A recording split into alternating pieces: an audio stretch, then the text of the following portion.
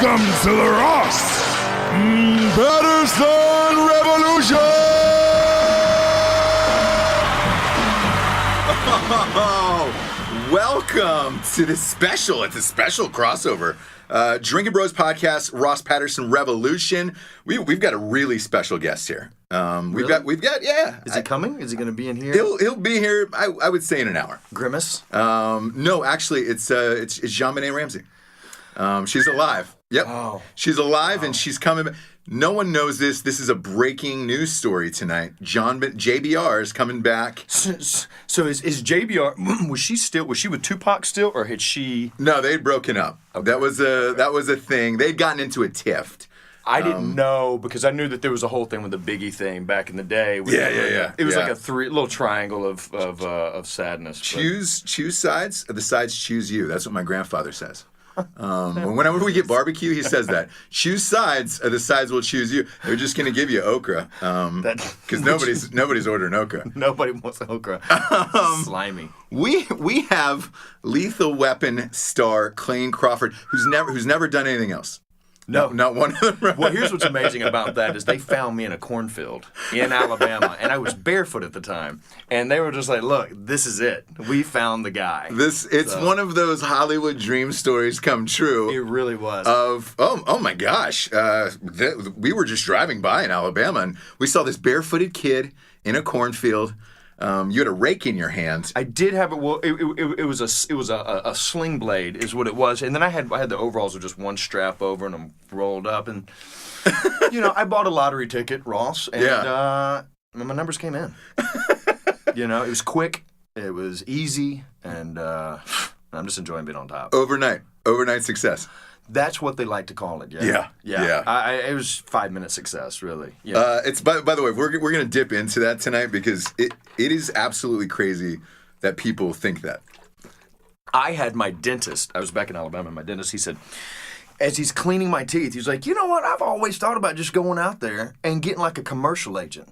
You know what I mean? Like before I get too old, I'm like, they hand out jobs, like commercials at LAX. So when you get there, just make sure you go to the right line because you don't want to get like a TV job you don't want to jump into the guest starring or reoccurring world. Yeah, get you a good definitely commercial. You're on CSI. And that's the way it works. In Hollywood, it is. I don't know if you get this all the time, messages from people who are just like, hey man, thinking about a career change. And they're like 40. And you're like, man, I'd really like to do what you do. Oh, you would? Again, my dentist. Hop right in. Yeah. I was changing the carburetor on an old truck that I bought. I was at home for like 2 months on a little hiatus. And as he's underneath my truck, he's like, I've got family out there. They're down in Orange County. Yeah. And my wife and I have thought, we could both give it a shot. And what if we both start making money? I might not ever work on the car again. I'm like, fuck, dude, just go for it. Yeah. Yeah. Just come on out there and live the dream. Because there's nobody else is doing it. No. I've only seen maybe 10 or 12 actors. Out here. Yeah. And it's just not I think, it's not an overpopulated city. So, you're welcome to come on out and give it a shot. It's pretty. You can walk everywhere, too, and a lot of people don't know that. They don't know that. That public transportation is incredible, and you just don't need a car when you're here. So. If right now, wherever you're listening, if it's like, let's say an iPhone, if it's dripping with sarcasm all over your vehicle as you're making your commute to work, I hope that you can sense it because everything we said is completely not true about this city. But we're going to dive into to Clayne's unbelievable career, and there's going to be a ton of projects you probably don't know about because it, shockingly enough, was not just Lethal Weapon before all this started. And but as you know, we've got some sponsors who pay for this whole shit to be on the air. First and foremost is StrikeForceEnergy.com. It is the tastiest, tiniest little tin pouch of energy. You just rip it open. It goes in any single liquid. It's not a powder. You don't have to stir it with your finger. Boom. Just goes in beers, waters, Kool-Aids, liquors. You name it. You can kick the can, kids. You don't need Monster. You don't need Red Bull, any of that shit. You can keister it. You can throw it out the window. StrikeForceEnergy.com has got the hookup on all your energy drink needs. They ship everywhere in the entire world. And they have a subscription of the month club which we all have, and it's just goddamn delightful. They've got new flavors, including grape. Make America grape again. Go to strikeforceenergy.com, type in the promo code REVOLUTION for 20% off. Again, that's strikeforceenergy.com. Type in the promo code REVOLUTION for 20% off. Next up, we've got ghostbed.com. Yeah. Sleep so good it's scary. That's not their tagline, but it should be. Should be. Should be. Should be. If you've never slept on a ghost bed mattress, Clayne, I'm gonna tell you it's the best sleep of your life. You're gonna feel rejuvenated again. Like a young John Benet. I'm gonna keep hammering that home. Poor John Benet. No, you're gonna sleep like a young JBR again. Ghostbed.com/drinking bros is where you need to go for $50 off. They've also got 3 free pillows with your purchase, which is nice. The pillows have got like this aloe scent in them, and they're form fitting to your dome. Rumor has it that was the only pillow that Andre the Giant would sleep on when he was still alive. He had a huge head. He had a really fucking huge head. They, fun fact, they said if when Abraham Lincoln got shot, if they'd put him on one of these pillows, he might have lived. Wow. Yeah. It is. Yeah. But, hindsight is 150 years. So he's not coming back. Go to ghostbed.com. By the way, the sponsors love it when I talk like this. Every time.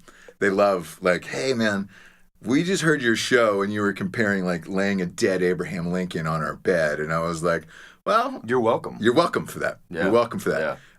Because when you sleep on that bed and you wake up and there's just a pile of pennies, you know that Big Abe was there. The honest one was there. Go to ghostbed.com/drinking bros. Get yourself a bed. They got a pay-as-you-go plan.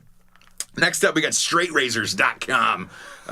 Straight razors. A lot of people ask, Ross, how do you look so goddamn young? How do you do it? How do you keep your face so baby face smooth every goddamn second of the week? I gotta tell you, it's straightrazors.com. There's nothing else in this world.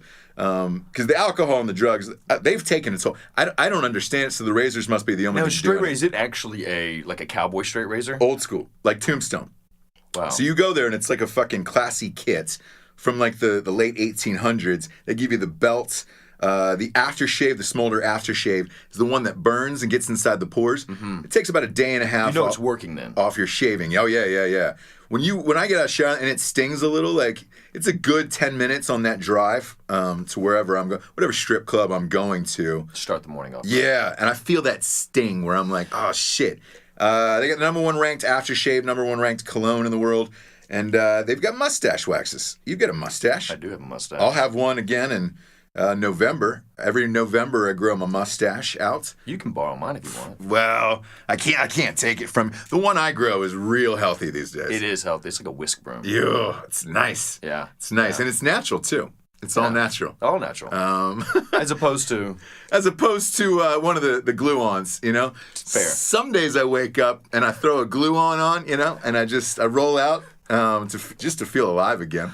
Well, but people know this. Start the day right and let everybody know, hey, it's Tuesday and there's a little bit of a stash on. Go to straightrazors.com, type in the promo code REVOLUTION for 20% off. Support the show. Go to straightrazors.com, type in the promo code REVOLUTION for 20% off. Big fan of those guys. We got warfightertobacco.com. If you don't got them, go get them and smoke them, kids. Warfightertobacco.com. Premium cigars made with Cuban seeds, hand-rolled in the Dominican Republic, and then shipped straight to your fucking mouth. They're 100% combat veteran owned.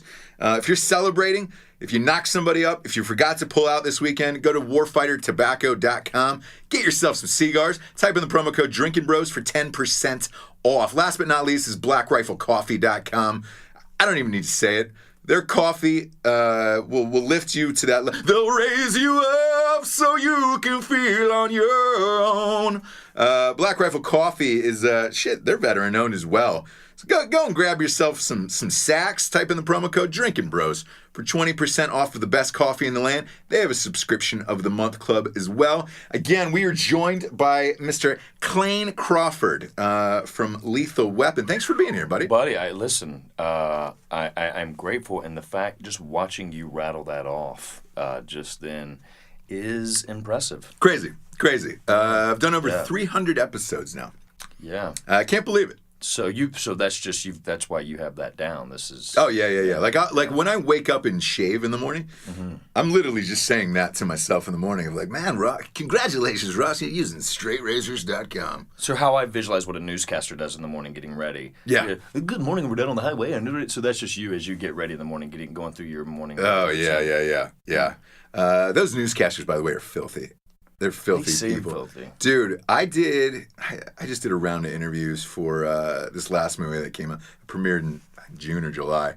And you go into these local stations, and they've got just racks of suits and clothes. And like, the guy who was the anchor for the show, the last show that I did, the pants maybe went up to his calf. But they had a real wide belt, so he was belting in. He had to do his own makeup. He just looked pissed off at the world. And then as soon as that camera was on, he was like, there's a water crisis going on. Hold on. So you're telling me that they have what you would see like in a children's playroom. Yes. Dressing, so and they can all just interchange and throw things. And the suits stink. They stink. And everybody said Charlie Rose has the stinkiest suits. He looks stinky. I know. He looks. I know. His hygiene is on such a low level. It's crazy, right? It is crazy, and you wonder if it's the alcohol.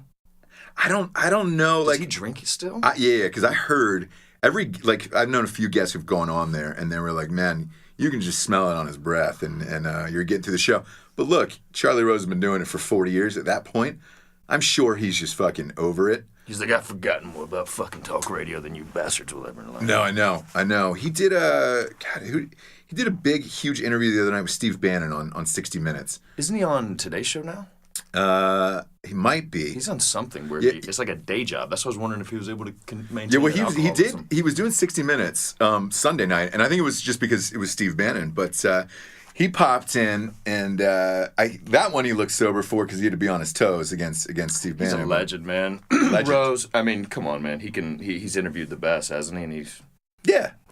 And look, if he has a few drinks here and there, who gives a fuck? God bless him. Harry Carey, Cosell, all those guys were drinking in the booth. Yeah, it was a different time, wasn't it? It's the way it should be. It's a different time. It's the time we should live in. Before we had cameras on our cell phones, right? Now it's a time full of pussies. It's just... It is. A lot of political correctness. Sucks. Yeah. It sucks. Like, you should be able to fucking drink in the booth. Drink in your car.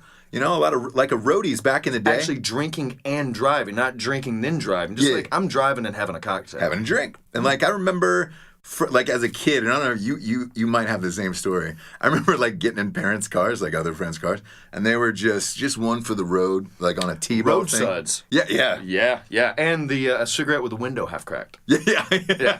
But like an inch cracked. Just to let the smoke out. That's it. Yeah. My father actually tried that not long ago, where my kids get in the car, and my dad pulls out a cigarette and starts to roll the window down, and my mother said, "What the hell are you doing?" He's like, "What, Lenny? The daggone window's down." Yeah. There's no concept. Doesn't matter. You smoke a cigarette in a park in L.A. and people are going to tackle you. Oh, everywhere pretty much. Like New York, I spent a lot of time in New York. New York, like I don't see that many people smoking. If so, they're huddled in the alley, like by a trash can, and it's like they're shamed now. Yes. Where they have like a shame smoking circle where you're just like, oh, Jesus Christ. That's like, I feel bad for you that you smoke. Yes. Different time. Then unless you go to Europe, everybody just got a cigarette hanging out of their mouth. Oh, Japan. Anywhere else. Asia. If you don't smoke, you're shunned. They make you stand by the trash can. Like, hey, stand by the fucking trash can. There. I'm smoking. Hey, Yen, get your ass over there. Yeah, I am smoking. You gonna be healthy? Yeah. Fuck you. I like to dip into your life today. Okay. Really dip a toe in. Where are you from? Well, I was born in the great state of Alabama, in a little town called Clay, and that's where I currently live. With What's the population then? I would say, I don't know what the population. The population when I left was like, I don't know, 1,500 people. Wow. Now it's grown because there's a high school in the town. We used to have to travel about 20 minutes outside to get, well, not 20, about 15 minutes to get to my high school. So now there's a high school there, and the population's probably 5 times what it was when I left in '96 to come out here. But as I said, my family and I've moved back and bought a little farm recently, so Yeah, man. What's Alabama. sports? Did you play any sports growing up? I did. Yeah, I mean, look, that's all we had, right? It was, you at birth you have to choose Alabama or Auburn, right? Yep. And then your Who dad. who chose that for you? My father. Yeah. We had my wife and I were having a joke the other day. I bought a pair of orange sneakers, and she goes, "I don't think I've ever seen you wear orange." I'm like, "Well, because my father shunned me." Yep. Walking through the house. Yep. I go, "What are you, a Tennessee Volunteer fan?" Yeah. Right. Yeah. Or are you an Auburn fan now? Yep. Is that it, Clayne? Because why don't you go live with your uncle? If that's how you want to live your life. Exactly. So my parents were Ohio State, Right. and anything blue or anything, they were like, maize and gold was not allowed anywhere near your home. no. So you knew growing up, and you kind of felt like that decision was made for you. It's either that or you go against your father, like, because this is my stepdad. My real dad was like diehard like Indians fan and like Browns fan, and like Right. sometimes you'll go against parents to be like, dude, I don't like you. yeah, I'm not doing that. I never subscribed to the Indians or Browns. I was like, no, I can't do it. It's really tough to be a Browns or a Cleveland fan. If I would have grown up like that, That's depressing. it would have been the worst. Like I probably would have killed myself about You'd be 10 years working in a ago. factory now. Yeah. The confidence level. Just listening to Springsteen. My hometown, my hometown. Just cutting all the sleeves off your T-shirts and just Yep. like, fuck it. Just wearing a bandana to work every day. And as a result of that upbringing, I think I crushed my creativity. I think orange was a color that I could have really spread my wings with, and so now in my old age, I'm the old age of 39, I'm trying to really find who I am as an individual, As a person, without my father kind of breathing down my neck. And orange, Ross, I think I'm just going to start wearing jumpsuits, like prison jumpsuits. You should just out in public and and little slippers and letting go, just letting yourself go. I'm glowing and I feel good about myself. So Did you study drama or anything? no. Look, in Alabama, you've got to play sports, right? So you're given a baseball bat, at 3 and a mitt. And look, I wrestled and I played football, and I knew I wanted to be an act. I loved watching films, like but we all did, right? Yeah, and that's the fascinating thing. So everybody I've talked to, everybody's got the same answer of, man, I love watching films. Everybody does. But it takes that special person to say, you know what, I'm going to pack up all my shit and move to LA and actually give it a go. I don't know if it takes that. You know what it takes? It takes that special person in your life, because at that age, I don't think you have the wherewithal to understand really what your path is. But it's having someone in your life who tells you to trust your gut, trust your heart, and to kind of chase that dream, because I think a lot of times we have people in our lives that want you to take the easy path because they love you. They want you to go to college, get that job. Sure. And I had a teacher in speech and debate, and she... What was her name? Simona Herring, and she was the best teacher I've ever had. Her and Elaine Fikes, they really kind of saved me, because I was somewhat of a bad kid in school, and we were doing this speech and debate, and I was doing it for a credit. I had to take it, and she goes, look, we're going to do an improv class today. And I didn't know what the hell that was. And she goes, it's because if you don't believe in what you're debating, regardless if your heart believes it, you've got to go in and you've got to prepare as if you believe in this topic, whether you believe in abortion or not, if that was the topic. So she said, we're going to do improv. And she kind of gave us a scenario for a scene. And I got up there, and Ross, it was like fucking eating a cheeseburger for the first time. You're like, I need this every meal. Right. And I fell in love with it. And she really pushed me. She goes, there's something here, and you should go explore this in Los Angeles. And there was really no outlets in Birmingham, so I started doing modeling, at like one of those places where you have to pay them to be a model. Yeah. Right? Yeah. They come to your town. Yeah, it's on the radio, and it's like, hey, everybody come down, you get a tryouts, and you making the bid. So I'm like, I go down, it's like, oh, wow, so I'm going to pay you to be a model. All right, well, shit, let's do this. And they do the headshots, and did you do the glamour shots? The Z cards. Yeah. Come on, bud, in color, and... So, you've got different looks. Oh, of course. You've got to have the rough and bad boy look. And it's like, I need a suit for this one. And it's like, I need a playful look with a cup of coffee. And I was doing like shitty, like bridal shows in Birmingham, like runway shows. And it was just the worst. But I had this lady who I'd paid her to be a part of this thing. And she pulled me to the side. And she goes, this is all shit. And her name is Sherry Graves. And she goes, this is a bunch of horse shit. You need to pack up your things and you need to go to LA. And I know a guy that lives out there who runs an apartment building, so he can help you get a place to live, and you just need to give it a shot. She goes, it's not here. This is not what you're doing. And that's what I did. Packed up my shit and just moved out here. No shit. Lived in Koreatown, and Yeah, man. K-Town down. K-Town, baby, you know, Brass Monkey. Were you by yourself? Did you have any roommates? I had nobody, yeah, because when I met him, because look, this was '96, right? We still had pagers and Thomas guides, right? And it was still scary to move to LA, so you could find a place. I found an apartment for like $450. Oh boy, fucking down on like Gramercy and 9th, you know, and it was disgusting and terrifying. And I just started figuring it out, man. You know, getting headshots and submitting to Backstage West, and just jumped in. Yeah, when you got here, did anybody ask you to change your name? Well, yeah, 100%. Right? Because that happened to me. Oh, dude, I got here. Well, I don't know if they asked me to change my name. It was like you got to change everything, right? You got to change the way you talk, the way you dress, the way you look, the way that none of this is gonna work. Yeah. And I was like, oh shit! So I started trying to do all this and fumbling around. And then I booked a job, like being out here for literally I booked a job in like 4 months. I booked Buffy the Vampire Slayer as a co-starring role, and I remember so stoked, and I get it. I get the job, and I get the script, and I flip it, and I just start flipping through the pages, and I'm like, I don't see my name anywhere. And then I was like, okay, we'll start from page 1. Oh, because I'm just in the teaser, right? So so the Eek and Mummy Girl sucked the life out of me as the fight before the credits start. Welcome to Hollywood. Yeah. And then I realized when I got, because I was like, I don't even know what I'm doing. I'd never acted before. So I don't even know how I got the job until I see the dummy that they had already had made that's supposed to be the mummy had really big curly hair. I had really big curly hair, and I had just finished like a pickup basketball game. So I was like a fucking mess going into this audition. So they were just like, oh, perfect. The guy's only got 2 lines, right? The guy's got 2 lines. He can do this. He looks just like the dummy. Give it to him. Give it to him. I didn't work again for 3 years because I had no idea. He looks just like the dummy. He looks just like the dummy. Oh, my God. And that's why they gave it to. But for me, I'm like, fucking hey, are you kidding me? We made it. Boom. We made it. Easy. I'm calling my mom, like, yo, watch how this happens. Cut to the show airs, and like half my stuff's 80 yard. That's not my lines, right? It's not me doing it. Because they didn't want to pay to have me come in. Of course not. So it's like, you know, paging Mr. Herman. Mr. Herman. You know? My buddies all just looking at me like, that's not you. And it was, so I had I realized what the business was all about, and then it's a fucking marathon, man. Yeah. It really is. Like, and the people who move out here who think it's like an overnight thing, or I remember the dude from the OC, that Ben McKenzie. I read an article with him, and he was like, I said I was going to give myself 1 year. And if I didn't make it, I was going home. I was like, you can't have that mindset coming out here. No. Like, you've got to be prepared for the long haul. And then you kind of figure out your place as you go. But when I moved here, my first manager was a guy. I was in Manhattan Beach, right on that boardwalk, and he comes up to me and goes, oh, you've got a great look. You know, I could be your manager. Oh, you got discovered. Yeah, I thought I did. You're Audrey Hepburn. Thought I did. So he gives me this card, and his name was Rod Segal, and I'll never forget it. And I was like... Is he related to Steven? That's what I said. So I go in for this meeting. At this point, I'd send my headshots out to everybody. It got nothing for like weeks.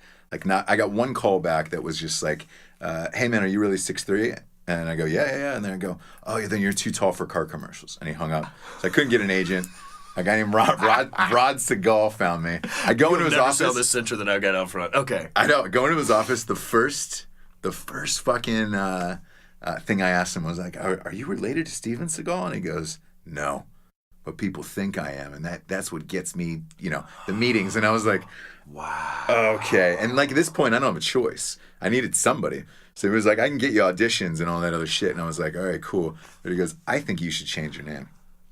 I was like, all right, what do you think it should be? And he goes, I don't know, man, Ross Patterson. Like, Patterson just sounds so basic, you know, just kind of plain, kind of Midwestern-y, you know. And I was like, he goes, you know, I'm thinking Ross Vegas. Like, I can already see that in the lights.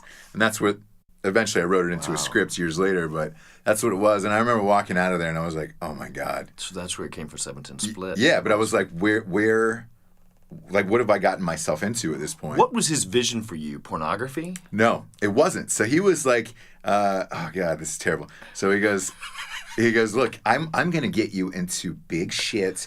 It's going to be commercial and it's going to be quick.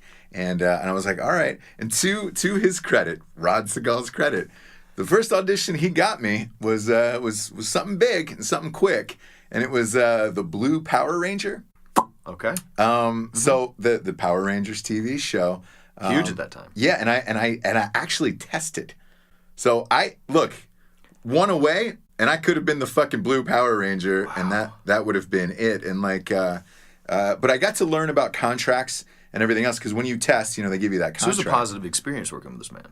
Initially, yes. Well, at least you learned what not to have in the future, right? And I say initially because weeks after that, I didn't get something that big for a while. And I remember maybe 2 months later, I was at the church on Highland in Hollywood. Oh, yeah. And he goes, I need you to bring a pair of roller skates. And I was like, roller skates to a church? And he's like, yeah. There's a commercial audition where you have to roller skate. And he's like, it's in a church. Seems weird, but it's totally legit. And I'm like, I'm roller skating inside of a church. They cleared out the pews. And I was like, oh, man, this is getting worse. And then the last one where I just left was they said it was a Sunny D commercial. I never saw it. But I'd wear a pair of gym shorts. Were you at a Holiday Inn? Did you have to audition in a Holiday Inn? It was close. Take your shirt off? It was close. I did go on an audition in somebody's apartment once. And he sent me there. That was before that. And after that, I was like, fuck, I got to figure this out. And there's two little Asian boys sitting in the waiting room. It's like, what am I reading for? This is one of the craziest stories. I auditioned for this horror film in an apartment, a terrible apartment, in Los Feliz. And Los Feliz back in the day wasn't nice. Wasn't what it is now. No. So I show up in this apartment, and this director, fat guy, and he talked like this. He kind of had a lisp. And he goes, you had to scream and pretend you were getting killed, right? And then try to run out. So I did it. I did the audition. He's like, man, that's pretty good. It's pretty good. But I'm not really feeling it. It's not really real yet. So I want you to run into the bathroom. I want you to run inside the bathroom. And so I start screaming, I run inside the bathroom, and inside the tub, his wife was in there, covered in blood, and she goes, ah! I start really screaming at the top of my lungs. And I run out into the living room, and the director's sitting on the couch still, and he goes, that's fear. And that's what I knew. I had to get rid of Rod Segal. That's a true reaction. You're That's welcome. What he said. In this lisp. God damn it. And that's when I knew I had to get away from Rod Segal, but trying to figure it out, trying to get an agent who... That's the hardest part. That's the hardest part. I mean, look, I was doing theater up in Sun Valley, for God's sakes, and I had a director that would just come in with a case of Natty Light and sit up in the balcony and just sit and drink all night while we fucked around trying to figure this thing out. And I'm taking the Backstage West and trying to submit myself for things and going on scary auditions. By the way, we all did. We all did. Back in the day, Backstage West was the only way to submit yourself for an independent And you'd film. have to go to the 7-Eleven and buy it. Every Sunday. Every fucking Sunday. Then you're getting your headshots, you're going to Kinko's, you're printing up and you're stapling this shit and putting them in manila envelopes. What nowadays, it's just... And I think that's why the business is so saturated, is because of reality TV, and everyone thinks they can just come and be a celebrity overnight. And you can fucking submit yourself with, the click of a button. Yeah. And, so... Back in the day, there was a line around that Kinko's on Sunsets. Are you kidding? Right across from what used to be... Coach and Horses. It was a bar called Coach and Horses. Which now is called the Pikey. Oh, is it? Yeah, right next to Samuel French. Yeah. Because you'd get your stuff with Samuel French. Yeah. It is a good little bar. It's a little too fancy. It's like Powerhouse now. Powerhouse looks like a TGI Fridays. Yeah. Seriously, it's beautiful, really. and there's booths. It's when we went in there, it was just meth dealers, fighting and meth dealers, yeah. I remember you and I shot a sketch in there on St. Patrick's Day, and it was 11 in the morning, and they were all drinking, and I was like, oh man, are you guys here for St. Patrick's Day? And they go, I don't know, we didn't even know what holiday it was, and I was like, yep, no, sorry about that. Yeah. Sorry for the inconvenience. So, how'd you get your first agent then?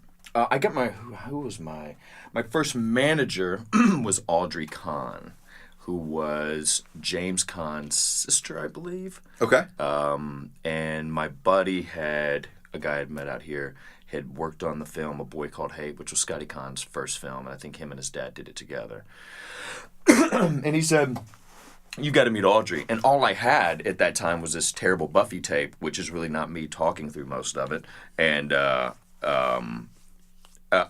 piece of film that my buddy Ditko had shot with a recorder of me on stage in this terrible theater up in Sun Valley. So this is my tape, and God love her, she said, I'll take you. And she signed me, and then I signed with a little lady. My first agent was Ruth Deverin at Film Artists Associates, I believe, which was over on Burbank. No, it was on Ventura, but way down like near Sepulveda. It's like where the 405 and 100, so way down there. And she's actually the one that helped me get the Buffy. And then like I said, man, I didn't work for 3 years until I got a Walk to Remember. So I was just bumming around LA. Who did she get you that audition for Walk to Remember? No, I quit. I left her. She actually passed away because she was like 85 when she signed me. She's just that's what you want lady. When you move out here is a good 85-year-old agent. Well, you know what? I felt like I had a nurturing grandmother. So it was it was like being wrapped in a warm blanket in a very cold environment. But I couldn't work, and then I ended up going to like this terrible acting. And I hate to say that, but it was just so bad. This I won't say her name, but this class over in the Valley. And she had these things where on Thursday nights, agents and managers would come in, and I know you've done these, Did that right? too, yeah. So we're 19 years old, and you're in there, and you're putting up a scene, hoping somebody's going to love it.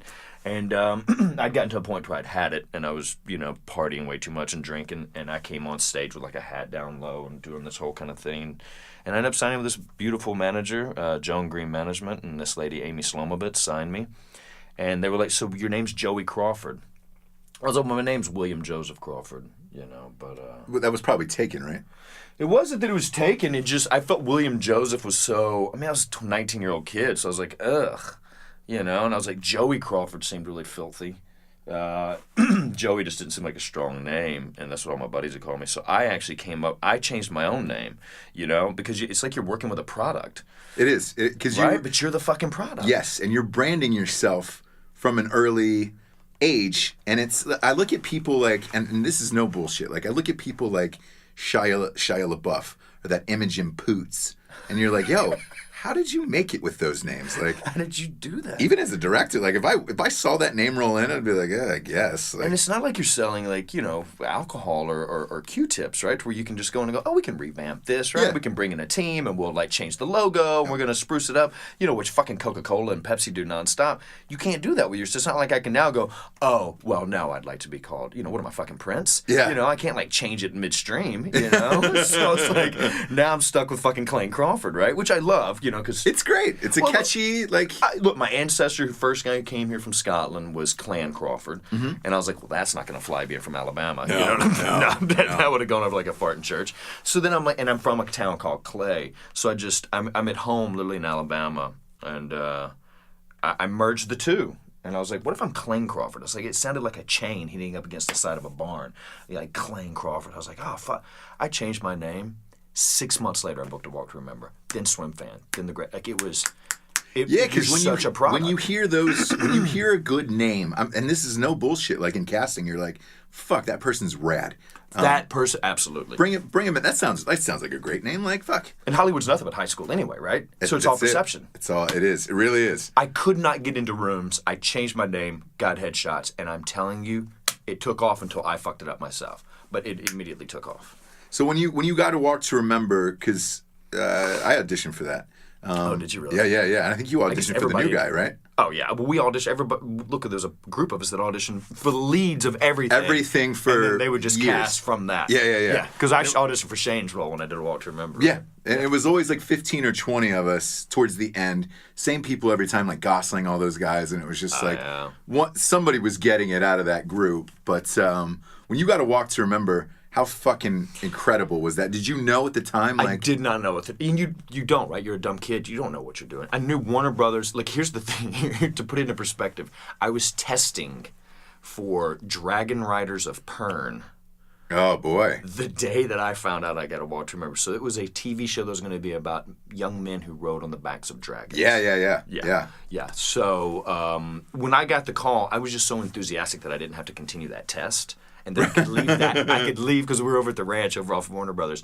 And I was like, oh, God, I get to leave. And she goes, yeah, like you get on a plane in 2 weeks to go to Wilmington, North Carolina. I'm like, I've never fucking been to Wilmington, North Carolina.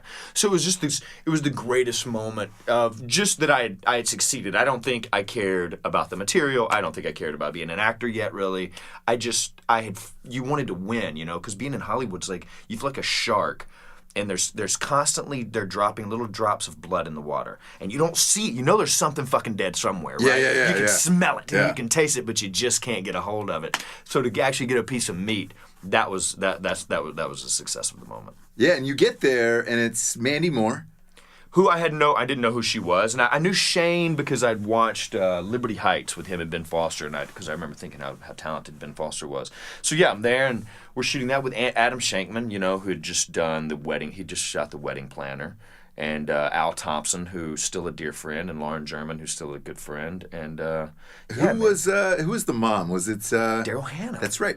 Daryl Hannah. Daryl Hannah was the mom, and Peter Coyote played Mandy's dad. Yeah, He's yeah, just yeah. such a legend and great.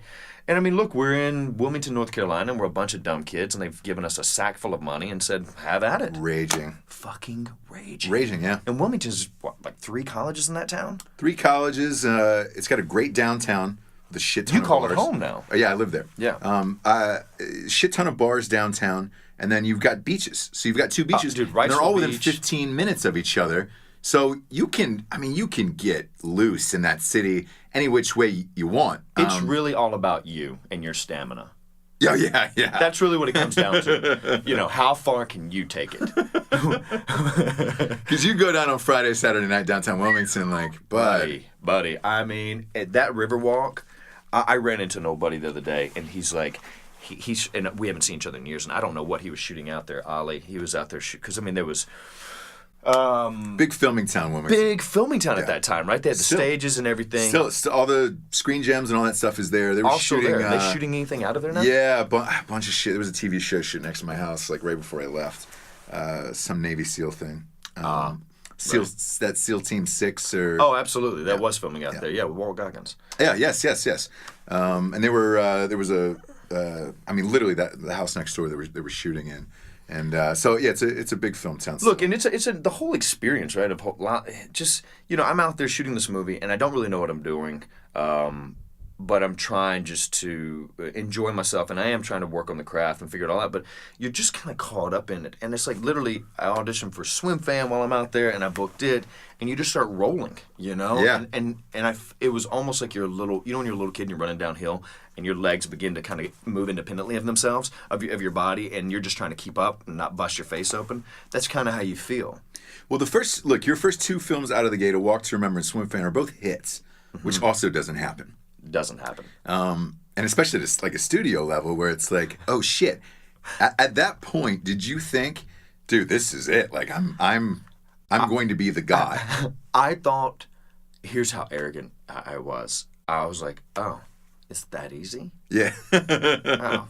And then I started, because I grew up watching Sean Penn, and I grew up watching, Mickey Rourke and these guys who constantly had their middle finger up. So I said to myself, well, that's how you've got to handle this. You got to tell everybody to fuck off. And Right. you've got to do massive amounts of cocaine and whiskey, right? Like that's the only way to try and find true success in Hollywood. And that was the groundwork that had been laid for me. So, yeah, dude, I was like, oh, this is it. And then when The Great Raid came, which was John Dahl, who had directed one of my favorite films, Rounders, and I'm going to work with, James Franco and Connie Nielsen and Benjamin Bratt and Joseph Fiennes and Sam Worthington, and we're like, and of course this was before Sam had done what had made Avatar, but we're all, I was just like, this is it, I'm in it. Yeah.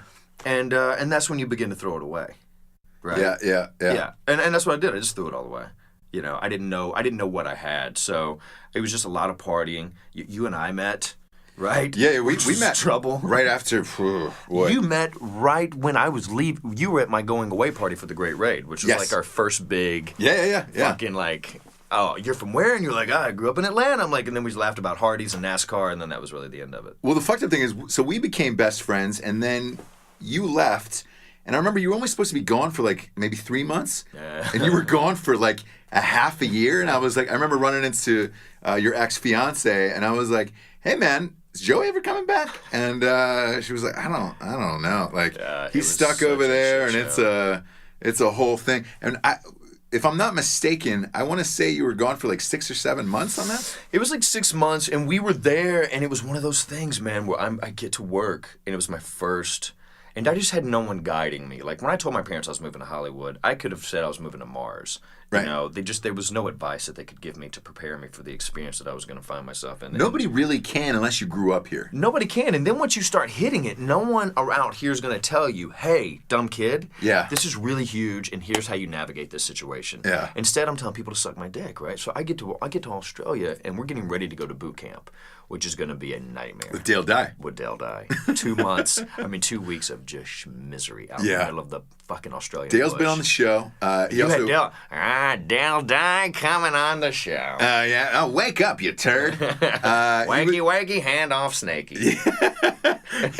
He was on the show, and then he was in the last movie I did. I put him in the last movie I did, Range 15. He's in Range. He is, yeah. That's funny. I was watching Saving Private Ryan last night on BBC, and it was his scenes, you know. He's so funny. Funny guy, really. He's a great dude. He's still very sharp and very funny, but he takes his work seriously. So I'm sure when you got there, he was like, "Yo, you guys, I'm going to treat you like soldiers and put you in a boot camp, right?" Brother, they gave us MRIs, like the meals that... MREs, yeah. MREs, Yeah. MRI, that's what I would have... Well, you probably got an MRI after that shoot. You probably did, you know? We've got the shit fucking tents from World War II, which is the two stakes with the flaps going over there. He wanted everything to be as it was in 1942. Yeah. So that's how we lived until Max Martini and I met on that film, and we started sneaking out of camp. So we're up in these mountains in northern Australia, and we're just away from everything. And I was losing my mind mentally, and I knew that some armorers, we'd gone on a long run 2 days before, and I'd seen the armorers, they had like coolers and like little cook stoves. And I'm like, these motherfuckers are eating real food down there. And I said, I bet you they're drinking. You're like Denzel from Glory, just trying to get some shoes and a cornbread. Dude, just, you know what I mean, with a single tear, man. And I'm just trying to convince Andre Braugher to come with me, man. So I'm like, Max, when everybody goes to sleep, we got to sneak out of here, and we got to go down there because they've got a big bonfire, and I bet you they got shit going on. He's like, oh, man, I don't know. I was like, so I convinced him to sneak out. We get down there. These fuckers have got apples that they've stuffed with butter and like cinnamon and sugar, and they've put an ice cream on it. They're drinking Jack and Coke. They've got these fucking pork sandwiches, and Max and I go down there, and they're a little startled at first, and then we kind of, you know, explain the situation that we're wore out and we need, and they were the sweetest fucking Australian dudes. These armorers, right? They had this huge thing. They were in charge of all the weapons because we had full loads every day that they would give us mags, and we go through these drills shooting at one another. We were playing war basically all day, getting prepared for this film. Max and I every night would go down there and eat with these guys until finally they're like, look, you guys were going to get in trouble. So then Max and I started hitchhiking into fucking town and going to this little bar that had the best burgers. Oh, man. And we would get hammered and eat burgers and then have to fucking hitchhike back into camp and get into bed before the fucking wacky hand-offs. And it's like, oh, dear God. Oh, no, Dale. Just 5 more minutes, man, you know. When you did that and you were gone for 6 months, look, it was like $100 million movie. Yeah. The Great Charade. Yeah. Do you feel that you missed out on shit? Because at the time you were so hot that it was like that 6 months. Like you could have popped in. You could have done 2 movies instead of 1. Oh, and I could have, and there was so many great offers. You probably couldn't audition there in Australia, right? No, you couldn't do anything, and you were just so into it, you know, because there was such a military mentality that we, regardless if you're on camera or not, you were at work every single day. Right. And you couldn't sometimes see the camera. It'd be on a fucking helicopter 400 yards away, you know, and you're just like, man, an orangutan could be in my uniform. Yeah. So it really took the wind out of my sails. And before we went to boot camp, I get a new draft because you got to understand, I was talking to the people at, I forget the name of the film, but there was another film that was really big in Cold Mountain. So it was Cold Mountain and The Great Raid, and I couldn't decide. Oh, fuck. Oscar. Fuck. Dude, Oscar. Oh, you mean Oscar winning Cold Mountain? So I go back to Alabama to decide, what am I going to do, Cold Mountain or The Great Raid? John Dahl calls me. I'm fishing with my uncle. Right. John Dahl calls my cell phone. And he's like, hey, buddy. And I'm like, oh, hey, John. And I'm looking at my uncle, and I'm like, you know, he's actually on the phone. And he just tells me how he would love for me to come do this film, and how he sees the role. He saw it kind of how the Jackson character was in Saving Private Ryan, which was the Barry Pepper character. And sure. He's this great shot, and he sold me. Yeah. So I said, yes, I'm going to come do this film. And he goes, look, but I'm going to change the character's name. Do you have any ideas? And I said, well, my grandfather served in World War II, and his last name's Aldridge. He goes, done.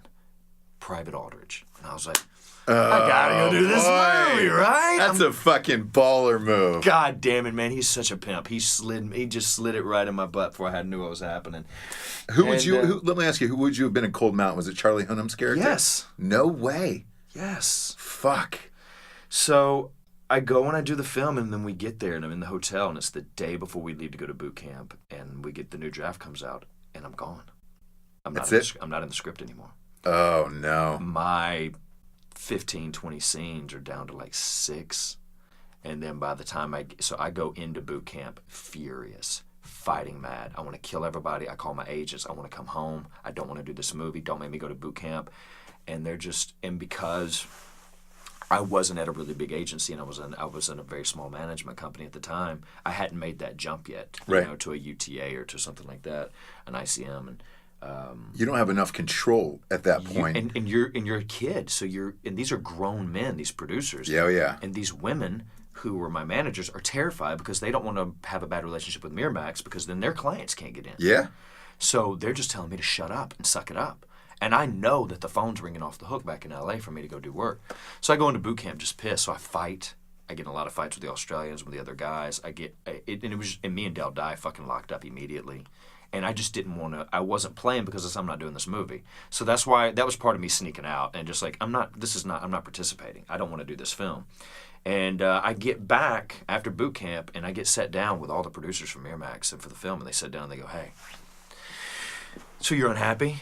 I go, "Yeah, I don't want to do this movie. I want to go home." And he goes, "Yeah, if you leave, we're going to put out a press release that says you're the most difficult actor we've ever worked with and that no one should hire you." Yeah. I was like, "What the fuck are you talking about? I just got started." Yeah. I was like, you cut me out of the movie, so why would you want me here? We can't afford to stop production to recast your fucking character. So if you do this, you're going to cost us millions of dollars. Yeah. And I sat there and I was just like, fuck. And my agents had nothing to say to me. They're just like, you got to tough it out. And I came home and I shaved my head into a mohawk the day we wrapped in Australia. And I came back and I said, fuck the world. And literally after I got back, I was home for a month, and One Tree Hill kept calling my managers saying they'd love for me to come do this guest star. And I'm like, dude, fuck you, I'm not doing a guest star. And they'd offered me a ton of money. And she's like, look, it's back in Wilmington. Back in Wilmington, yeah. And I go, tell them I've got a mohawk, okay? And they'll say no. Finally, they'll leave me alone. She called me back. She goes, it's a punk rock kid, and they love it. They want you to have the mohawk. I'm like, motherfucker. All right, 4 days, I'll fly out there. I get out there. They change the character, and they go, we want you to be a frat boy. I go, no, fuck you. Yeah. And then I had felt so railroaded by the great Raid and Miramax that I was like, fuck you. I'm not cutting my fucking hair, and I'm not playing a frat boy. He goes, then you're going to get fired. I go, then put me on a fucking plane. Yeah. Ross, I didn't work for shit. I mean, outside of these little independent films, I didn't work for almost 4 years. Do you think the CW blacklisted you? I think Miramax, I think the CW, I think a lot of people just put it out there that I'm just difficult and I'm a jerk. They want you to come in and they don't want you to have any ideas. They want you just to do what you're told. And especially when you're a kid. Yeah. They just want you to be grateful. And I had no perspective of what I had at that moment. So I didn't realize that you've got to play ball. But I mean, look, as a result, I didn't know what I was doing as an actor then. So as a result, it made me go back to I said, I'm never going to be a pretty boy. I want to be rough. I want to have facial hair, and I want to be a mess. I'm going to gain weight, and I'm going to start doing gritty independent films. And as a result, I really learned my craft. And that was my time to kind of grow. And I met my wife during that time, and I had children. And if I had had the success that I was starting to have, I wouldn't be where I'm at today. I would have been dead in a pool, with a head full of cocaine and a bunch of hookers. You know what I mean? So it was all very positive, but at the time it was just gut-wrenchingly difficult. Yeah, because looking back on it now, fuck, man. Because a lot of people don't know how many. If you have a chance to look up Clayne Crawford on IMDb, you have fucking 90 credits. Well, because I've died on every CBS fucking drama there is, right? Because you start having children, you're like, I got to work. So then I became that actor that I lost all respect. People lost all respect because they were like, oh, he's just an actor for hire.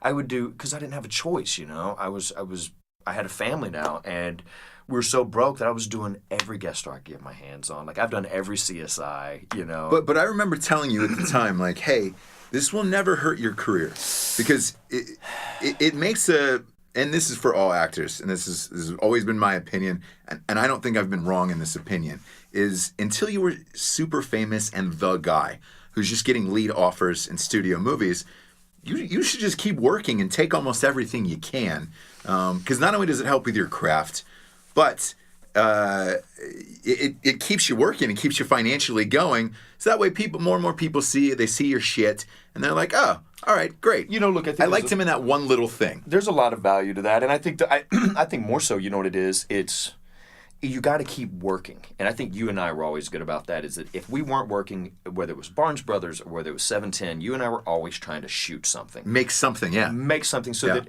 I kind of felt that we were a lot like dancers in the sense that you can't let the mechanism slow down. You got to keep moving, and keep that muscle hot.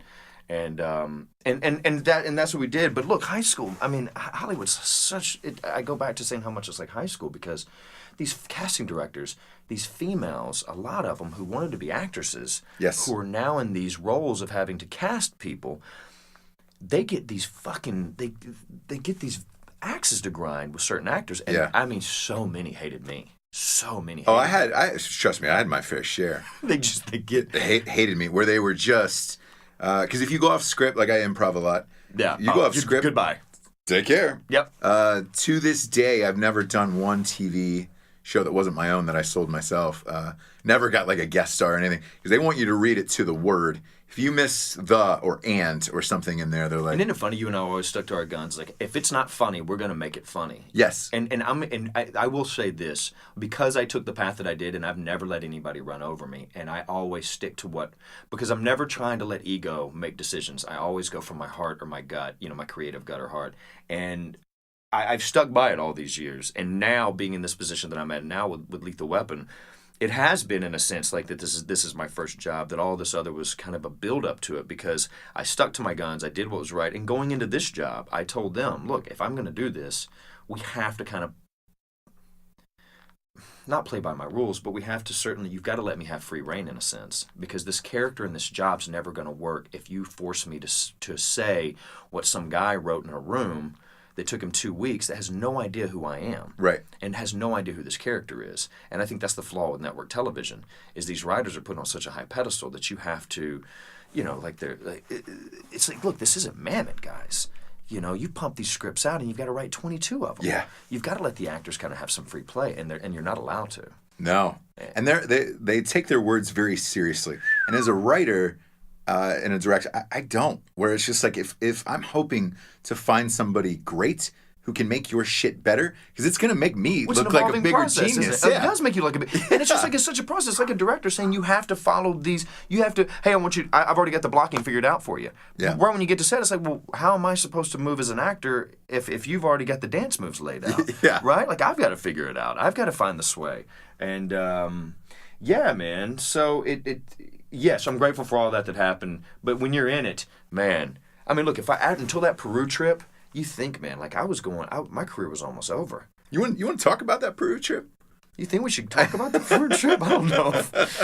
Whew, ayahuasca and Peru. Salmonella. Yeah. And this is, you're doing a ton of independent films at this point. Well, you and I had just made, I think you and I had just finished Barnes Brothers. MTV had given us that deal, and we went and shot the pilot. And then I did that terrible movie, Brooklyn to Manhattan, and my son was born. And I remember I had a freak out, which was quite normal in those days. And my son, my second child, had been born, Colton. And I remember sitting in my house, and my manager had called me and fired me. And then I was so devastated. And then within 20 minutes, my agents called and they fired me.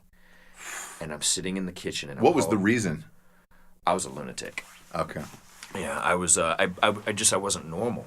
And I was doing so many drugs, and I was just so. You're so out of touch with reality living in this town, and when you're in this business, and people just kind of tell you what you want to hear, and. So I was a mess, and I didn't deserve to have anybody working for. I couldn't have worked with me, and so I'm sitting in my kitchen holding my son, and he's a year old, and I'm like, "Fuck, I have nothing coming out." MTV had passed on us. Yeah.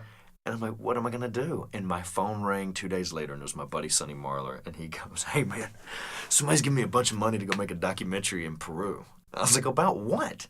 And he goes, "Well, we're going to follow the path of Saint Pedro, you know? And I'm like, who? And he's like, I don't know. But this saint who followed this path, he left royalty to go, and it's like the path of the Incas. And oh, fuck. I love ancient aliens, so whatever. Let's go look at some I'd love to go see some cool stuff. Let's go to Cusco, man. So I go, well, I didn't say that. I go, fuck, man, I can't go do some goofball, you know? And he goes, I can give you 10 grand. Boom. I'm in. Boom. Yeah. I just got fired by it. So I'm like, boom, Kiki, baby, I got 10 grand. We're going to go to Peru, which turns into, we tell ourselves that we're going to do like this spiritual journey where we cut out caffeine, we cut out cigarettes, drugs, alcohol, sugar, right? And we try to go on this purif, essentially.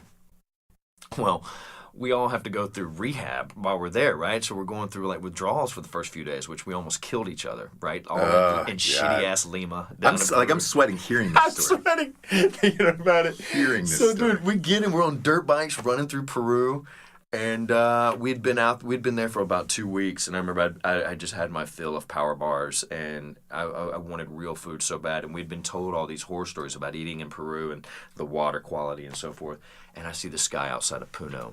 And Ross, he had like 6 of these chickens on this skewer, right? And he's over this big open fire and he's just rotating them.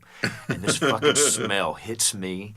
And I'm like, oh, dear God. And we pull our bikes over. And I'm like, how much? And it's like $1, right? An American equivalent. So I'm like, I'll take 3 of them. Right? So we take these fucking chickens. Give me the stick. Give me the rotisserie stick. Yeah. And we eat this chicken. And I remember taking a bite of this. And I was like, that didn't taste like it was right. And it tasted really slimy. And I was like, you know what? Joey, stop it. You're on an adventure. Stop judging everything. Cut to 2 days later, I am fucking throwing my guts up and shitting water out my ass. And I wake up in a makeshift ambulance, which is essentially some dude yelling for people to get out of the way as I'm in the back of like a station wagon and we're bouncing around and they're trying to give me a fucking IV.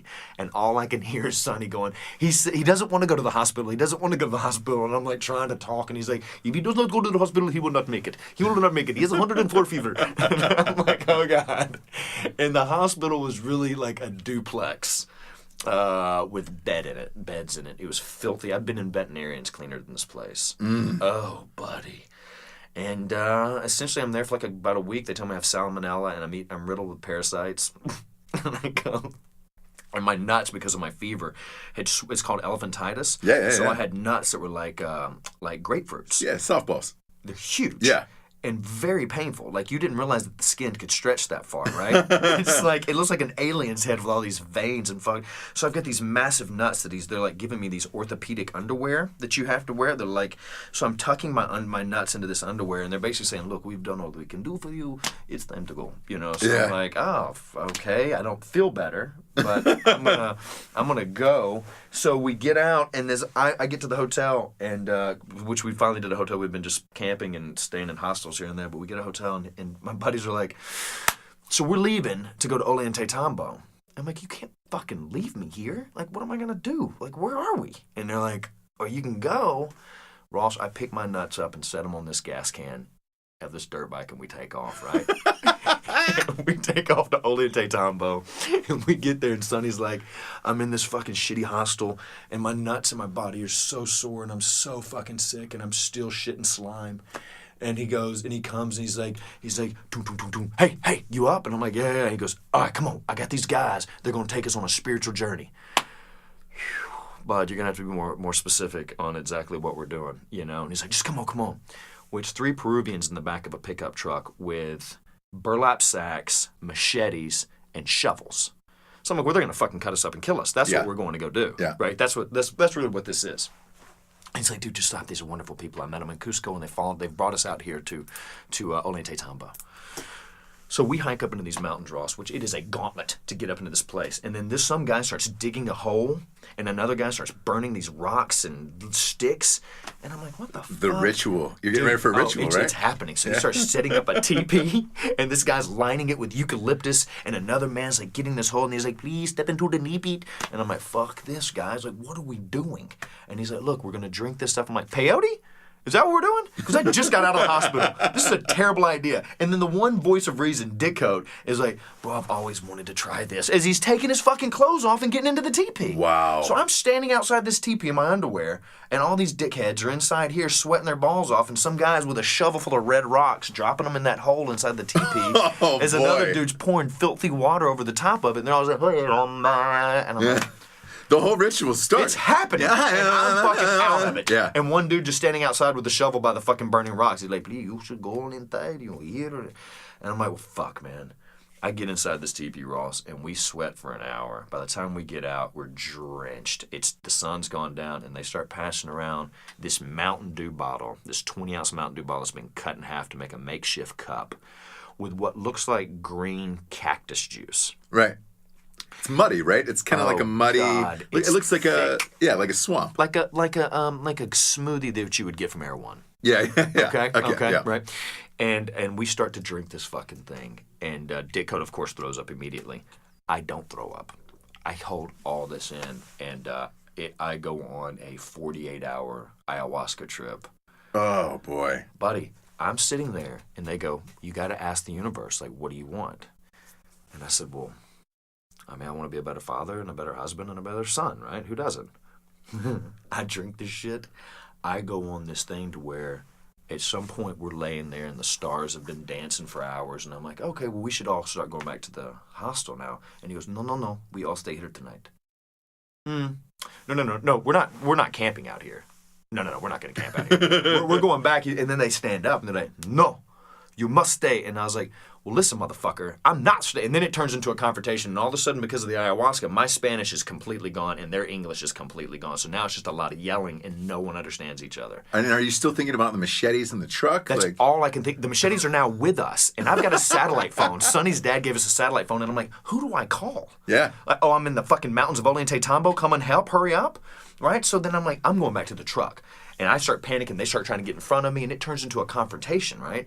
And I'm like, go fuck. And I'm jumping down, and I'm realizing that they have taken me through this fucking gauntlet to get here, and this is not going to be easy to get back to the truck. Sure. We shimmy down this tree, going down this little rock wall, and I stop, and I can see the truck, which is probably 200 yards away, down at the bottom of the hill through the woods.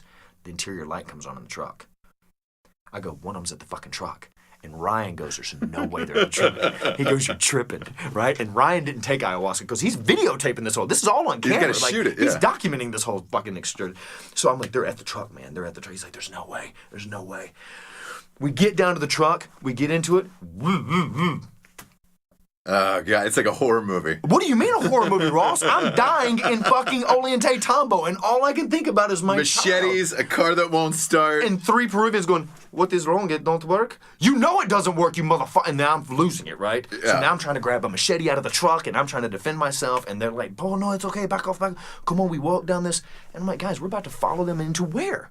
So now we're walking down this fucking dark road, and Ross, I made peace with God. Yeah. This is it. Yeah. And it was that moment of like, oh, this is like watching the first 48 hours of Dateline. You know, I'm that guy. You're going to be the next Natalie Holloway. I'm Natalie Holloway. You're just like... I'm a prettier Natalie Holloway. Yeah. That's it. Yeah, and you're the dead kid in Peru, and it's like, we got to figure out how this happened. And it's because I followed Sonny Marler. Oh, boy. Oh, and I'd never been so disappointed in myself. But through that journey, you know, we finally, they get us to our hostel, right? Uh-huh. And I realized, these poor Peruvian men just didn't want the crazy gringos high on ayahuasca running through the town. Sure. So they were protecting us, essentially. But because I was so fucked up, and then it cuts, and this went on for 48 hours, I thought I'd lost my mind. So I came back a much better father, a much better husband, and a much better son, and my career literally took back off again when I came back from that trip. Would you say, like, the assholeness and all of the ungratefulness from those previous projects was gone after that, where you were like, all right, I just want to be a working actor, do my job? I've never been so humbled in all my life. Yeah. And I'd never been so grateful to come home, because I remember when it finally started wearing off, we were going into Yeah. No. We're going into Machu Picchu, and I'm thinking, okay, I'm almost gonna be okay. I'm gonna be okay. I'm gonna be okay. And this guy starts walking with this cow, and there's these little kids like sucking on little suckers, and they're standing there on this concrete slab, and they're just licking away at these little tiny suckers. And this man comes walking with this cow, and I'm like, oh wow, how beautiful. And he pulls this cow, and then he takes a blade from his boot and slices this fucking cow's neck, drops it on the ground, and guts it right there as these little kids are eating their sucker. And I was like, that's it. I'm going to America. Go fuck yourself, boys. I'm going back to the United States of America. This journey is over. I'm going to go raise my children and just be a regular old actor. And I don't care what I do. That's amazing. And I came home and got 24, and that's when it all turned around. That's amazing. Sandy, our producer, saying, we're running. Hey, Sandy, we're going to keep it going, buddy. We're going to keep it going here. Edit it later. Yeah. So you get 24, which was a huge deal. Like, I remember when you were on 24, it was like, oh, shit. Like, that was like a huge show. That's a job that, like, your parents call you, and you're like, man, I fucking, like, he's made it. 24 Finally. Was like, you made it. Yeah. Yeah, I'd auditioned for Freddie Prinze Jr.'s role, and they were like, yeah, you're not going to get this, but we'll call you in for something else. And if I had $1 for every time I heard that, I wouldn't need to be an actor. Right? I know. Yeah. But they actually called, and I got the job, and it turned into 9 episodes, and then that turned into The Glades, which was a recurring, which I hated, and but I would come to, I kept fighting, then I got the Allen Ball, and it was just like this slow progression, until I finally got Rectify. And Rectify was really like, okay. Rectify, by the way, for those who don't know, was Sundance Channel. Yeah, it was a little show on the Sundance Channel. But critically, people loved it, and like I would always see it pop up, like on ads, like for your consideration, and especially in all the industry sites like Deadline, The Wrap, all that stuff. And it was every critic's favorite show, and every list at the end of the year said, 5 shows you were not watching. Rectify was always on there. Yeah, look, it was a great show. You just, it's tough because it was the creator, Ray McKinnon, he wanted to make something that was as close to reality as humanly possible. So it's very uncomfortable to watch for a lot of people, I think. My own family, outside of my mom and dad, no one in my family watched that show. And I was on it for 4 seasons. Yeah. No, because they were just, it was too much for them. It's a hard watch. And it's such a slow show, right? It's a slow burn. Because I watched the first 2 or 3 episodes, and I felt like I'd watched like maybe an 8-hour film. I felt like I'd watched Gettysburg, like the 3.5 hour, and I was like, shit. It was really good. It was shot beautifully. The writing was great. You guys were all fantastic. But it was, it's a journey where you're like, shit, is this what I'm going It's on? like going, I mean, that's why I was on the Sundance Channel. It's like going to a festival and watching, Yeah. It's beautiful.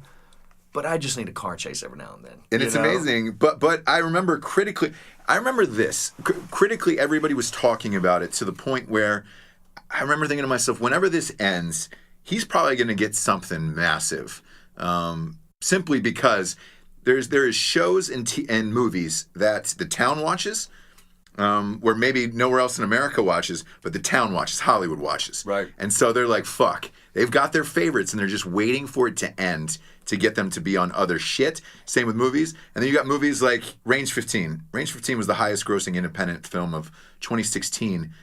Every red state, everywhere I go, I hear, ooh, everybody loves it. Not one single person in Hollywood watched it. So, my phone couldn't have been more silent if it was Hillary Clinton smashed up, put in a bag, like BlackBerry style, and then turned into the DOJ. But you say that, but it's like I had no, and that's what I kept thinking. I was like, okay, Rectify is going to be, the phone just didn't ring, And I think maybe, and I told my agents this, I said, look, we're finishing the last season of Rectify. I want to take a year off. And I thought I might want to do a play or something, and just really take time and wait for the right Where at? In New York or LA? I would like to do London, just the kids to kind of get to experience that part of the world and actually be there for 6 months. So we thought Kiki and I kind of thought about going there for a year and for me to kind of try my hand and get into do some theater there. And I told her, we had 2 conversations watching the national championship game, Alabama versus Clemson, the first time they played, and I remember saying, because Mikey was in that movie with Ben Foster and Chris Pine, the World War II thing, where they're on the boats or whatever. And it was previewing during the game, and I'm like, fuck, man, I want to be in something that fucking the commercials are during like a big ass sporting event, know. right? Yeah, You want all your boys to be like, yo, I know them all. Right? So I'm like, oh, how great would that be? And then in the same tone, I'm like, but I'm not doing anything for a year. I'm going to take time off because this is January and we were starting Rectify in April. So I'm like, and I mean, dude, I didn't fucking make it to April and this thing started coming around. And I thought Lethal Weapon. Yeah. Okay. And I was like, this, and it had nothing to do with Rectify, right? These guys had seen Oh, it didn't? Baytown Outlaws. They saw Baytown Outlaws. And they were like, yo, you could play this character. And I'm like, I'm not doing a network show, guys. Like, I've got Rectify coming up, my final season. I'm going to focus on that. So that's why the hesitant.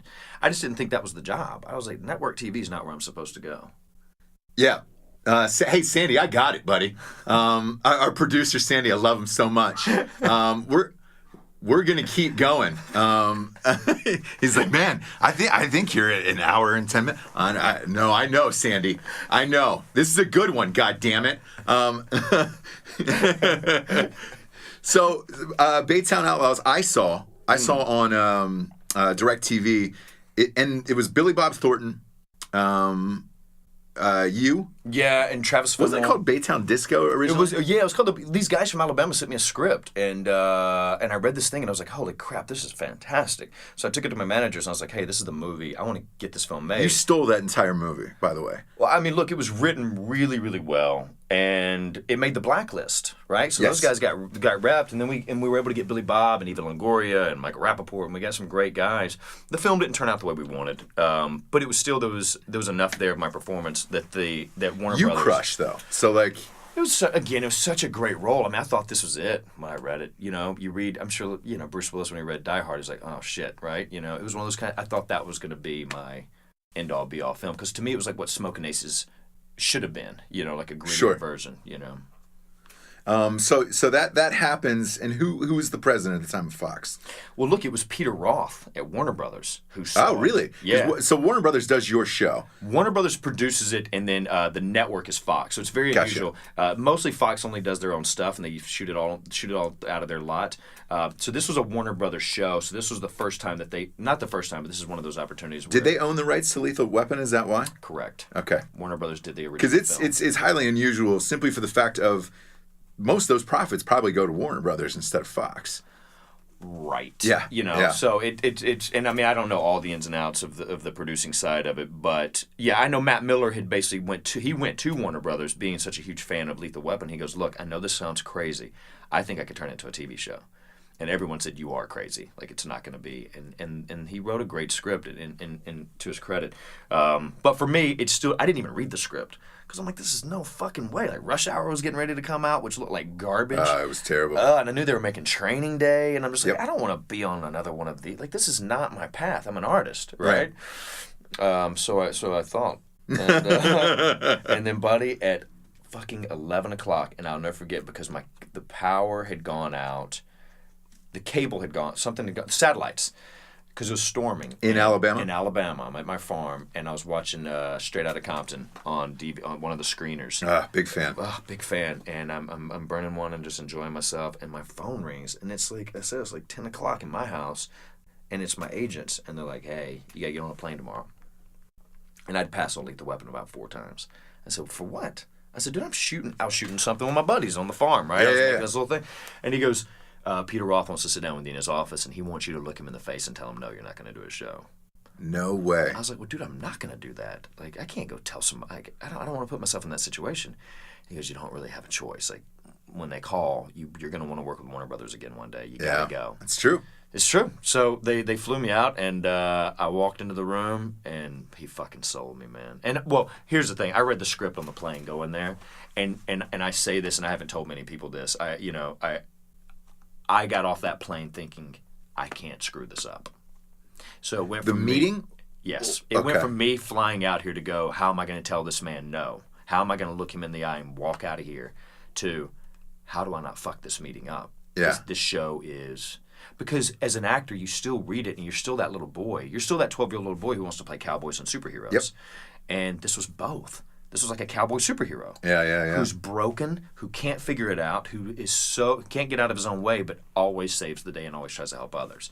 And I was like, damn, like who doesn't want to fucking play that, right? I know. Right? I know. I remember when you got it, and I read it, and then my phone started blowing up. Dude, you fucking buddies just got lethal, and I was like, what? I was like, that doesn't make any sense. So I went online, I started reading it, and I was like, whoa. And I remember thinking to myself, because all of that shit had just happened, Rush Hour, everything else. And I know so much about the industry. I remember saying there was a mutual friend of ours, Tim, who runs a bar in the Valley of the Rec Room. And he goes, hey, did you hear about Joey getting lethal? And I was like, yeah. And he goes, that can't work, right? And I go, no. And I go, but if they let him do what he does, it could work and there's a shot. But I go, I no lie, I told him, I go, they'll never let him do what he wants because they just don't do that at a network. They're not. And if I had not said no so many times, because here's what happens, right? They go in with this little piece of tape from Baytown Disco or Baytown Outlaws. They go into Fox, Warner Brothers. So Mick G, Matt Miller, and Peter Ross. So you've got the director of the show, the writer, and the head of Warner Brothers going into Fox going, hey, here's our guy. And Dana Walden and Gary going, well, who the fuck is this? Right. And they're like, well, we don't have an audition tape, but we're going to show you this footage of this little movie he did with his buddies in Alabama. And they're like, well, where is he now? They're like, he lives in Alabama. And they show it. They had no idea who I was. And they had no idea. So they're thinking, we found this actor in Alabama. Bring him in. Yeah. And they're like, we found this guy. We've discovered is the word they kept using. Oh, you boy. know? After 30 movies, you got discovered. Yeah. 20 years I was finally discovered. You got discovered. Because and when you watch it, you watch the pilots, it looked like you were wearing your own clothes. I don't know how they let you have a mustache. Dude, Dana, I came in because first of all, I was like, I'm not cutting my hair, and I feel like you should have a mustache. And they were like, okay, well, we can't do that. Yeah. And I go, well, that's what. And then Miller, I got Matt Miller on board. He goes, look, man, I want you to do what you do. And I was like, well, then here's how I do it. Well, Dana from Fox goes, I don't want any mustache acting. So he's going to have to lose it. This is the night before we start shooting. Mustache acting. Dude, I'd never in my life. Now, you got to understand, they flew me out on a Thursday. The fucking show starts shooting the following Thursday. They've been looking for this guy for 3 months. Can't find him. Jeez. Shit. So I'm going through the process. Wednesday night, Miller's calls me. He goes, I need you back at the lot. I come to the lot and what's up? He goes, they don't want you to have a mustache. I'm like, then I'm going back to fucking Alabama. I don't want to do this show in the first place, man. Like, this is not, I'm so nervous it's going to fucking fail. Yeah. And nobody's going to hire me again. Yeah. And he goes, I got an idea. He takes a photo of me, takes it to the art department. They Photoshop the mustache out. Send her the photo. God, this is horrible that I'm talking about this on camera. Send her the photo. And she goes, okay, great. Go for it. We shot. And I go, dude, what are we going to do? He goes, after they see what you do the first day, not give us any notes. We shot the first fucking day. We shifted the schedule to where it was a very heavy scene. We shot it. We sent them dailies. We never got notes. That's amazing. Here we are, man. It never happens. It never happens. The boots, the way that I wear my clothes with the boots out and the thing, it's all because I said no and I was willing to walk away. So all those things that got me fired years before and everything that made me difficult to work with is what's made this thing great because I'm not trying to tell people to fuck off. I'm just trusting my heart. And I'm saying, look, if we're going to fail, let's fail doing the best we can. Right. So let me just give it the best shot I can. And they're going to cancel us anyway after 3 episodes. We all felt that. Well, we got 3 episodes and they're going to say go. Right? So I was like, let's just make 3 episodes that we can watch with our friends and family and that we're happy with. And everybody got on board. And I think as a result, we're just, we're lucky that people feel the same way, and that they're as entertained about it as we are. Yeah, because I watch it and all of the best qualities of you as an actor are in this one role. You get to be dramatic and serious. You get to be fucking hilarious. And you get to be cool, more importantly, where it's just like, hey, man, like, that's the guy at home that women watch who want to fuck, guys watch and they want to bro out with. Like, you're winning in every demographic with that role. And it's just like, truthfully, it's pretty close to who you are, like, as a person. Well, that's what's fucked up, too, Ross. It's like, I go, when I first did A Walk to Remember and Swim Fan, and this also goes back to my breakdown of an actor's, I go back to Alabama, which nobody has any idea what you do and what the craft entails or what the process of filmmaking is and how long it is. Really long. Really long, and how many times you have to do that scene from how many different angles. And I remember coming home, and they said, oh, well, you ain't an actor. You's just playing you. And I was like, but isn't that what Dustin Hoffman is doing? Yes. And isn't that what Kevin Spacey? Like, that's why we cast Kevin Spacey. But they're like, but it gave me such a stigma, and I felt so insecure about what I had done with those two films that was part of the reason, too, after the whole debacle with The Great Raid, that I was like, I'm going to play characters, and I'm going to show everybody that I'm an actor, you know? And how funny to come all the way back around 20 years later, and I'm finally just able to play me. Granted, a drunk, sad, crazy version of me. Sure. But that's all we can bring to roles. And I had fought that for so long. I literally tried. I thought I was fucking, Daniel Day-Lewis, or at least I wanted to be. Right. And so very few people can have that quality that like a Philip Seymour Hoffman has, where you can truly become other human beings. That really your best gift to the audience is to show them who you are and be free with that. And that's when they'll just eat you up and love you. Exactly. And I think the best actors, and certainly the most famous ones, it really isn't like Bruce Willis. Like, it's Bruce Willis. It's Bruce Willis. It's like he's fucking rad. He's fucking rad. Kevin Spacey, all this. Brad Pitt, Clooney. And he plays characters. Clooney especially. He's fucking Clooney, it's right? Clooney. Like, it's the same. McConaughey. It's still McConaughey, where you're like, I love that guy, no matter what. And nobody told me that. Nobody said, hey, your greatest asset as an actor are your best qualities. Whatever your 3 best qualities are, that's what you should bring to every role in some interpretation, And no one ever told me that. Yeah, there is no guideline for it. And they don't give you a handbook when you get here. Like, hey, man, here's what you really need to do. Because otherwise, you'd be like, fuck, could have been famous 20 years ago. But again, we'd have been dead in a pool with a bunch of drugs. And probably. Yeah. Probably. Yeah, we're lucky that we had the experiences we did, aren't we?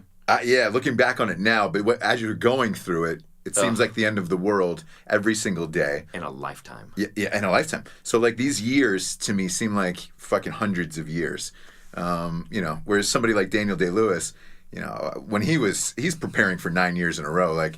Right. You know what I'm saying? Like, he says he's retiring after this movie. No, truthfully, he's just going to prepare for a movie he's going to do 20 years in the future of a guy who retired. Right. And it's just like... Right. He's in a bunker somewhere prepping for something. Last but not least, before we get out of here, what are some of the pitfalls that you've gone through? Like family, friends asking for jobs, money, all of that shit. Oh, you mean with the success of the show? Yes. Oh, Ross, listen, man, because you've reached a level that is higher than, I would say, 99% of actors reach now. And I'm sure, because your experiences are worse than mine, I'm sure now, where it's like, hey, people asking for jobs. Can I come fucking write?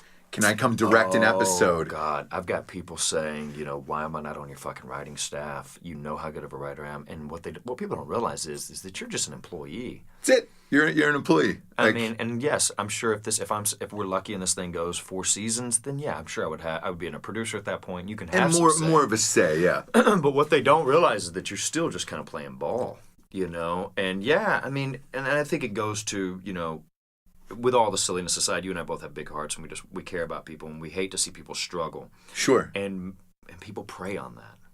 Yeah. Yeah. So it's difficult, but look, I think for the most part, I come from a really solid family, and I've got a good core group of friends who, again, I'm not a 22-year-old kid who's had a lot of success from a movie like I had. They went through the rough times when I was broke as hell, and I'm going back to construction after being in #1 films, right? So I think because of the journey, you weed out all the bullshit, and whoever's with you at the end, that's your true amigo. Yeah. And it's like you and I and our wives are so fucking down, right? That they put up with us, and we have our core group. So yeah, look, are there pitfalls? Absolutely. Do you feel uncomfortable because everybody comes to you and asks for you for money? 100%. Yeah. Do I have family members, cousins and such who we don't really have a relationship anymore because they've asked for such large amounts of money, and I don't know how to be around them anymore. Right. Which is silly, first of all, because how much money do you think we really make in this business? Yeah. You know what I mean? Like, you realize how much we pay in taxes every year, don't you? We're hoping for setting Trump. up that LLC, son. Like, come on, Trump. Like, let's get that tax reform going. Like, Yeah. But yeah, again, I think experience and time help you to navigate those moments, and all of it makes you stronger, right? So. Yeah. It's certainly a lot, especially after 20 years, and then boom, it's heaped on you where you're just like, shit.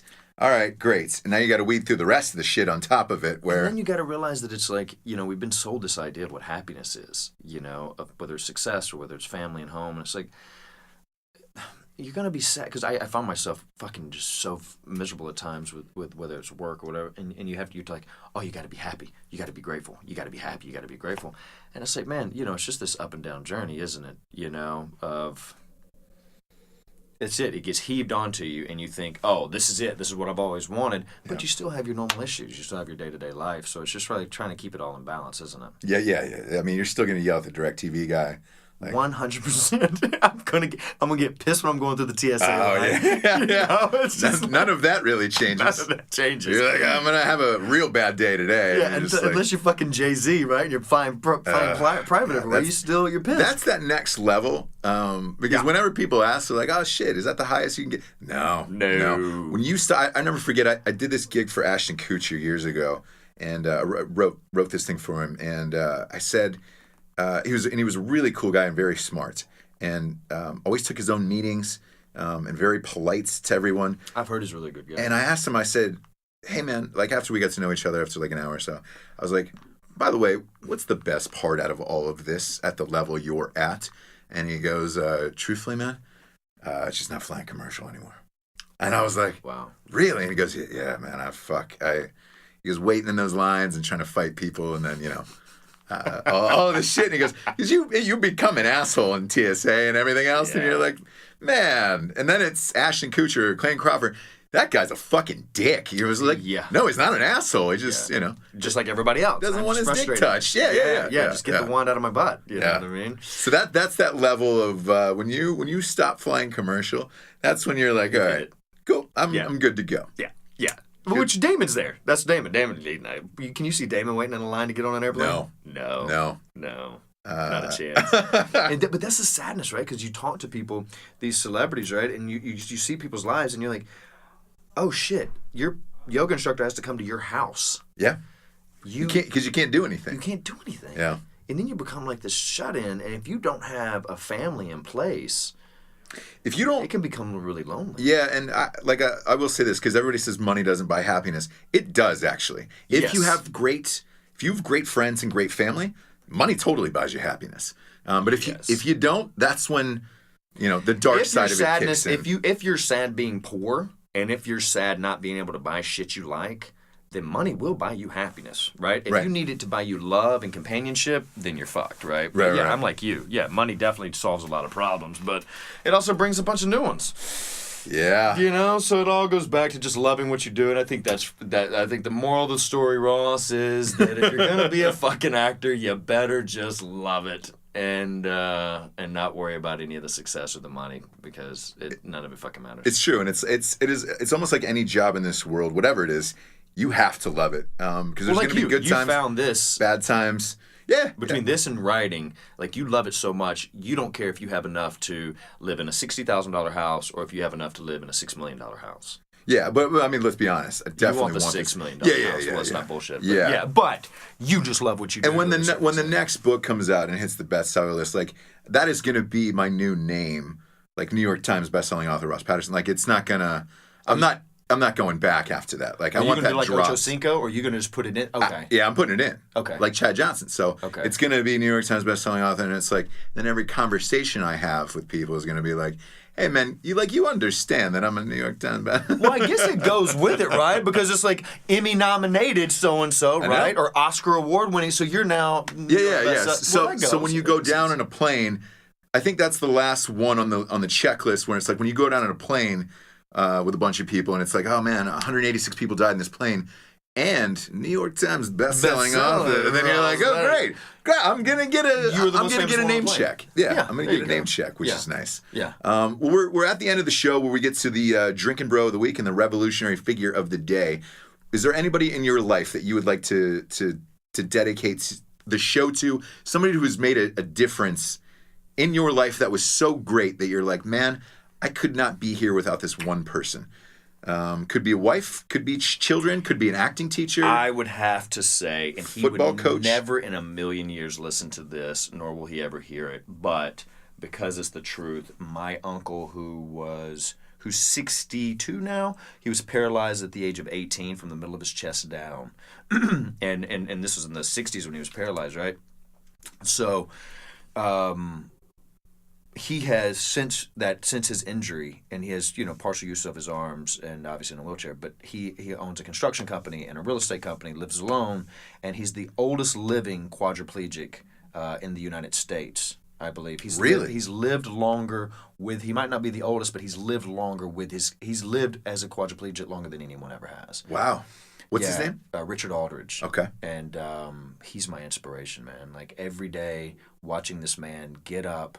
And I grew up in Alabama, right? So they had to build all these things because none of this, we didn't have home supplies, medical home supplies like they have now where they can come in and deck your house out like a hospital room. So my grandfather was taking pipe and chains and like building things to help him get in and out of bed for himself.